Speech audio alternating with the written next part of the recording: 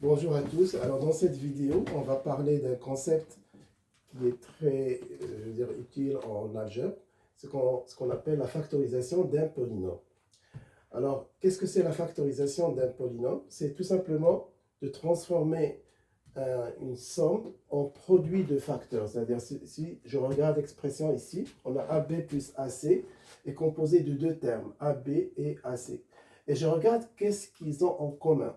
Alors, je remarque bien que A, il est commun entre les deux termes. Donc, c'est ça ce que je vais mettre en évidence.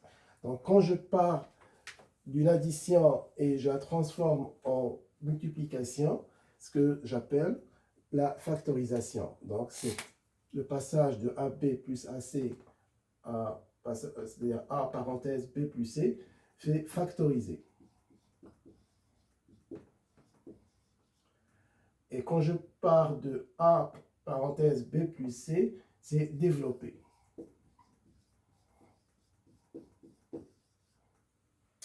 Alors, on va mettre ceci justement avec l'application des certains polynômes, c'est-à-dire on veut prendre l'exemple que j'ai ici 5x moins 10.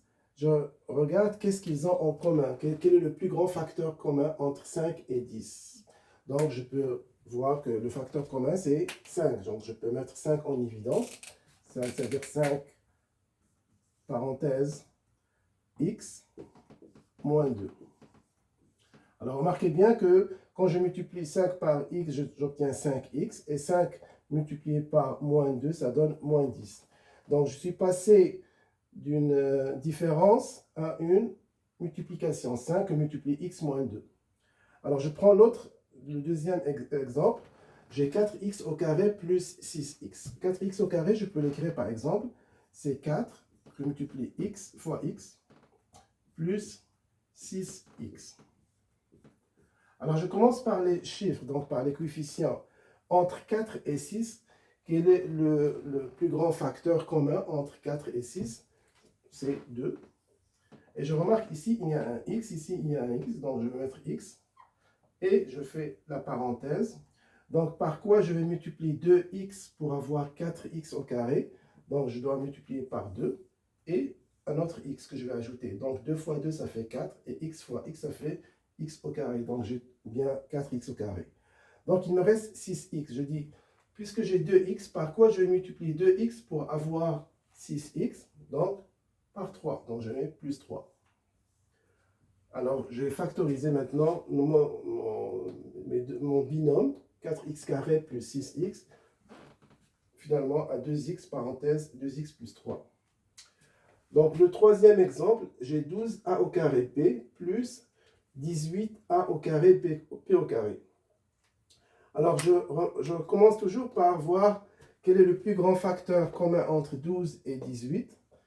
Alors, le plus grand facteur commun entre 12 et 18, c'est 6. 6, c'est le plus grand facteur commun. Je peux mettre 6.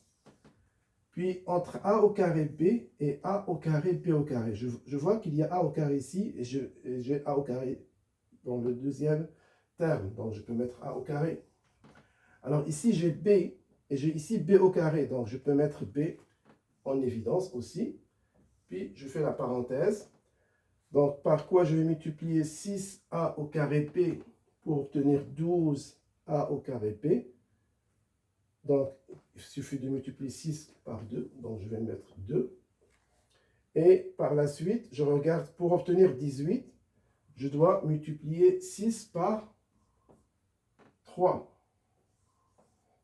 Donc, a au carré, il est là. Mais p au carré, j'ai un seul p ici. Donc, je vais ajouter un autre p pour obtenir 18a au carré p. Donc, je fais 6 fois 2, ça fait 12. Et a au carré p, donc ça va faire 12a au carré p. 6 multiplié par 3, ça fait 18. A au carré. Et p fois b, quand on fait b multiplié par b, ça fait b au carré. Souvenez-vous que lorsqu'on multiplie deux puissances, on additionne les deux exposants. Alors, un autre exemple, ici, nous avons 3 parenthèses x moins 2, ça veut dire 3 multiplié par x moins 2, moins x multiplié par x moins 2.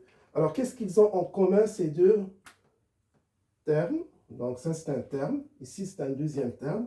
Je remarque bien qu'ils ont le x-2 qui est commun. J'ai ici x-2, j'ai ici x-2.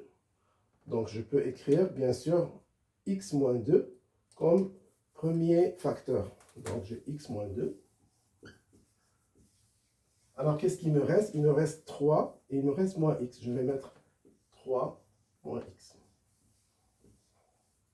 Alors, maintenant, vous remarquez que la différence entre ces deux termes est transformée en produit de facteurs. Donc, ça, c'est mon premier facteur, x-2.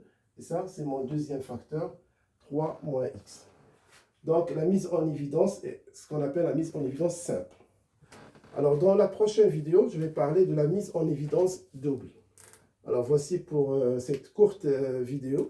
Alors, j'espère que avec la pratique des exercices, on va bien sûr prendre d'autres exercices pour mettre en pratique la mise en évidence simple et ensuite la mise en évidence double. Alors voilà, donc n'oubliez pas de partager la vidéo et de la liker.